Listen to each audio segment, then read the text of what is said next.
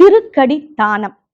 மூலவர் அற்புத நாராயணன் நின்ற திருக்கோலம் கிழக்கே திருமுக மண்டலம் பகவான் கற்பகவல்லி தாயார் புண்ணிய கோடி விமானம் பூமி தீர்த்தம்.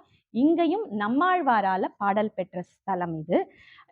கடி கடி அப்படின்னா பரிமளம்னு அர்த்தம், வாசனைன்னு அர்த்தம். வாசனை சூழ்ந்த மலர்கள் இருக்கக்கூடிய இடம். அதனாலதான் இதுக்கு திருக்கடி தானம்ன்ற பேர். கடிக்கு இன்னொரு அர்த்தம் உண்டு, நாழிகை. நாழிகைனா 24 நிமிடங்கள்னு அர்த்தம். ஒரு நாழிகை இங்க இருந்தா பாவம் போயிடுமா, அதனால இதுக்கு திருக்கடி தானம்ன்ற பேரும் உண்டு. நீங்களே நமக்கே தெரியும், கடி கடின்னு நமக்கு ஷோலிங்கர் ஞாபகம் வரணும். கடிகாச்சல பெருமாள் அவர் தானே. மொத்தம் 3 கடிஸ்தலங்கள் உண்டு. கடினா ஒரு நாழிகை அங்க இருந்தா பாவம் போயிடும், அந்த ஸ்தலத்துக்கு தான் கடிகை சொல்லுவா. 3 கடிகாஸ்தலங்கள் உண்டு. என்னன்னு பார்த்தேன்னா, ஒண்ணு திருக்கடிகைன்னு சொல்ற நம்மளோட ஷோலிங்கர். அடுத்தது பார்த்தேன்னா திருக்கண்டம் அப்படின்ற தேவப்பிரயாக யூபியில இருக்குது, அது 2வது. 3வது இந்த திருக்கடி தானம். இந்த இடத்துல போய் 24 நிமிஷம் இருந்தீங்கன்னா போதும், பாவம் போயிடும். இந்த கஷேத்திரத்தோட ஸ்தல புராணத்தை பார்க்கலாம்.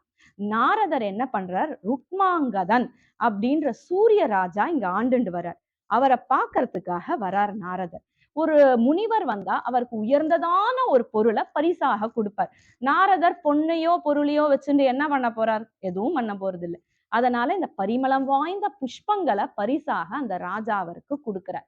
அதை வாங்கின்ற நாரதர், இந்த புஷ்பத்தை வச்சுட்டு நம்ம என்ன பண்ண போறோம் அப்படின்னு நேர தேவர்கள் தலைவனான இந்திரர் இருக்கும் தேவப்பட்டணத்துக்கு போறார், அமராவதிக்கு போறார். அங்க அவருக்கு கொடுக்கிறார். அவர் அதை வாங்கிட்டு, ஆஹா, இத்தனை வாசனை மிகுந்த மலர்கள் நம்ம ஊர்லயே இல்லையேப்பா, இது எங்க இருக்குன்னு தன்னோட ஆட்கள் 2 பேரை அனுப்புறார்.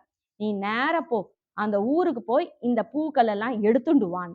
அவளும் கபகபன் இறங்குறா. அதாவது இந்திரனுக்கே என்ன வழக்கம்னா, பூமியே தனக்கு சொந்தம், யாரையும் கேள்வி கேட்டு எடுக்கணும்னு அவசியம் கிடையாதுன்ற மாதிரி எண்ணம். அதனால அவன் யாரையும் கேள்வி கேட்கல. அவன் ஆட்கள் நேரா வரா இந்த ஊருக்கு, அந்த புஷ்பங்கள் எல்லாம் பறிக்கிறா. பறிக்கும் போது அந்த ராஜா அவரை பார்த்துடுறா. அவளை, இந்த இந்திரலோகத்து 2 ஆட்களை ராஜா பார்த்துடுறார், ருக்மாங்கதன் பார்த்துடுறார். என்னன்னா, தேவலோகத்து வாசிகளை மனிதர்கள் பார்த்துட்டாலோ இல்ல ஒரு குறிப்பிட்ட நேரத்துக்குள்ள அவ வான்லோகத்துக்கு போலனா அவ திருப்பி அந்த இடத்துக்கு போக முடியாது, பூமியிலேயே தங்கிட வேண்டியதுதான். அத மாதிரி ஒரு இது உண்டு. அந்த அதாவது நியமங்கள், ரூல்ஸ் அப்படின்னு சொல்லுவோம். அது மாதிரி நியமங்கள் அங்க உண்டு. அப்ப என்ன ஆறுதான்னா, சரின்னு சொல்லிட்டு இவர் இங்கே எப்படி தங்கறது, இந்திரலோக வாசிகள் இங்கெல்லாம் 2 நிமிஷம் இருப்பாளா, நம்மளோட இருக்க மாட்டா. அப்போ அந்த ஊர்ல ஒரு வயதான மூதாட்டி இருந்தாலாம். அவ ஏகாதேசி விரதம் இருக்கிறவளாம். அப்ப அவ என்ன பண்ணாலாம், தன்னோட ஏகாதேசி விரத பலனை கொடுத்து இவாளை இவா 2 பேரையும் வான்லோகத்துக்கு அனுப்பி வைக்கிறாளாம். அப்படிதான் இவ வான்லோகத்துக்கு சேர்றாளாம் திருப்பியும். அதாவது ஒரு காலத்துல பார்த்தீங்கன்னா இந்த இடத்துல கலை வேதங்கள்லாம் நிறைய வளர்ந்துதான்.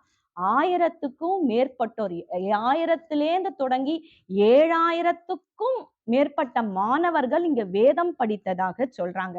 இங்க பாத்தீங்கன்னா நம்மளோட அற்புத நாராயணன் சன்னதிக்கு பின்னாடி ஒரு நரசிம்மர் சன்னதி உண்டா. இந்த கோவில்ல ஒரு ஐதீகம் என்ன அப்படின்னு பாத்தீங்கன்னா, தலையில குடத்தை வச்சுண்டு ஆடுவாளாம். எதுக்காகனா, இப்ப யாருக்கெல்லாம் குழந்தை இல்லையோ அவெல்லாம் இந்த பெருமாள் கிட்ட தலையில குடத்தை வச்சுண்டு ஆடினான்னா பெருமாளை நோக்கி அவளுக்கு குழந்தை பறக்கும்னு ஒரு ஐதீகம் உண்டா.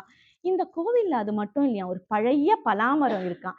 அந்த மரத்துக்கு பேர் அம்மாச்சி மரம் அப்படின்னு சொல்லி பேராம். அந்த அம்மாச்சி மரத்தோட பெருமை என்னன்னு பார்த்தேன்னா, இந்த மரத்தை முதன்மையா வச்சுண்டு எந்த உற்சவம் நடக்கிறதா இருந்தாலும் முதல்ல இந்த அம்மாச்சி மரத்துக்கு பூஜை பண்ணுவாளாம். அதுக்கப்புறம் தான் அந்த உற்சவத்தையே தொடங்குவாளாம் அந்த கோவில் அர்ச்சகர்கள்.